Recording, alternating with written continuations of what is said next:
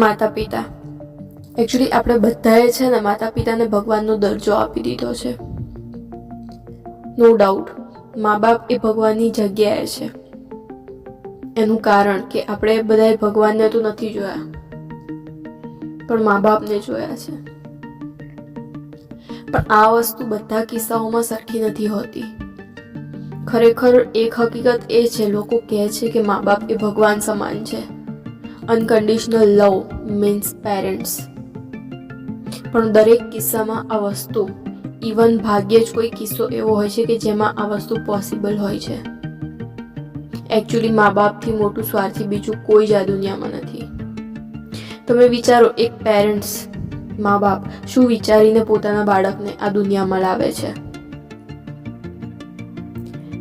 કોઈ પણ સ્ત્રી હોય એની અંદર નિસંતાનપણું હોય તો દુનિયા એને ટોકી ખાશે. ઇવન ઘણા લોકો જાણી જાણી જોઈને પૂછશે, શું કઈ નવા જૂની છે, કઈ ગુડ ન્યૂઝ છે. ક્યાંક ને ક્યાંક એ લોકો બેબી પ્લાનિંગ એટલા માટે પણ કરે છે કે લોકો શું કહેશે, સમાજ ટોકી ખાશે, એ બીકના લીધે એ લોકો બેબી પ્લાનિંગ કરે છે. પ્લસ એ લોકો બેબી પ્લાનિંગ એટલા માટે પણ કરે છે કે બાળક નહીં હોય તો કાલ સવાર ઘડપણમાં અમારો સહારો કોણ બનશે. આ એક જાતનો સ્વાર્થ નથી તો બીજું શું છે. બાળકને માત્ર ને માત્ર એટલા માટે દુનિયામાં એ લોકો લાવે છે કે એ લોકો બાળકને જેટલું રાખે છે, નો ડાઉટ કે મા બાપ જેટલું કોઈ વ્યક્તિ નથી દુનિયામાં કે જે રાખી શકે, પણ મા બાપ બાળકને દુનિયામાં એટલા માટે પણ લાવે છે કે જેટલું મા બાપ એમને રાખે 20 વર્ષ 25 વર્ષ એનું વળતર એ બાળકો મોટા થાય ત્યારે ઘડપણમાં એમને આપી શકે.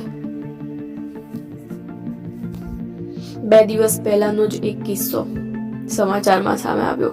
એક મા બાપ એ પોતાના દીકરીને, મે બી એ લોકોને 3 દીકરીઓ હતી અને પોતાની દીકરીઓ સાથે જ દેહ વ્યાપાર કરાવતા હતા. કેપેસિટી નથી કે એ લોકો બાળકોને પાલવી શકે, દીકરી હોય કે પછી દીકરો હોય.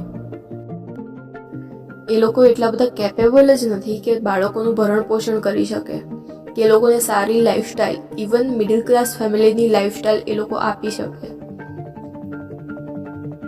તો આ બધું મેનેજમેન્ટ કર્યા વગર બાળકોને દુનિયામાં લાવવાનું કારણ શું?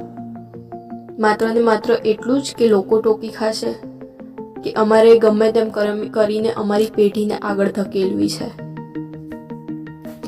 આ પેઢીને આગળ ધકેલવાના ચક્કરમાં, કે પછી સમાજમાં લોકો શું કહેશેના ચક્કરમાં, કે પછી અમે ઘરડા થઈશું ત્યારે અમારી સેવા કોણ કરશે. આ સ્વાર્થના ચક્કરમાં આપણે એક બાળકને દુનિયામાં લાવી તો દઈએ છે, પણ આખી જિંદગી જ્યારે એ બાળકને તકલીફ પડે, કેટલા બધા ફેલિયર્સ, કેટલા બધા ટોન્ટ સોસાયટીના, એ આખી જિંદગી એ બાળકે એકલા સહન કરવું પડે છે. કોઈ જ અધિકાર, કોઈ જ હક નથી. આપણા સ્વાર્થ માટે આપણે કોઈને આ દુનિયામાં લાવીએ માત્ર ને માત્ર હેરાન થવા માટે, કે પછી હેરાન થવા દેવા માટે. ઘણા બધા પેરેન્ટ્સ બાળકને મોટો કરે, 20 વર્ષ 25 વર્ષનો, ભણાવે ગણાવે, ધોમ રૂપિયો વાપરે એની પાછળ.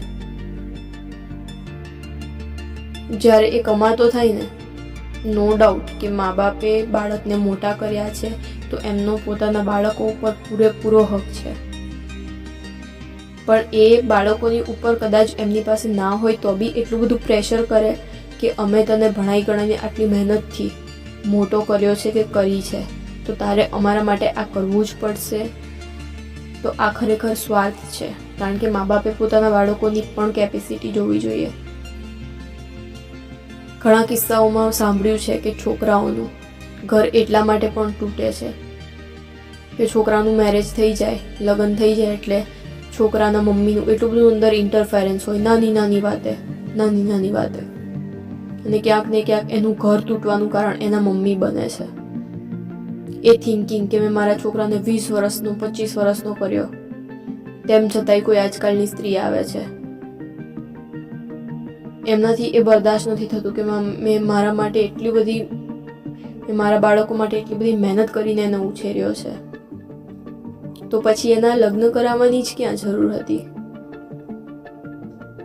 આ વસ્તુમાં પણ મા બાપનો સ્વાર્થ નથી તો બીજું શું છે? એટલા માટે એવું લોકો કહે છે કે મા બાપ સ્વાર્થી નથી હોતા, મા બાપ ભગવાન છે. નો ડાઉટ, આપણે ભગવાનને નથી જોયા, મા બાપને જોયા છે. પણ દરેક કિસ્સાઓમાં આ સત્ય નથી હોતું. ઇવન દરેક કિસ્સાઓમાં એ સત્ય તો છે જ કે મા બાપ પોતાના બાળકને આ દુનિયામાં પોતાના સ્વાર્થ માટે જ લાવે છે. એટલા માટે એ કહેવું વ્યાજબી નથી કે મા બાપથી મોટું સ્વાર્થી દુનિયામાં કોઈ જ નથી. એ વસ્તુ ઇમ્પોસિબલ છે.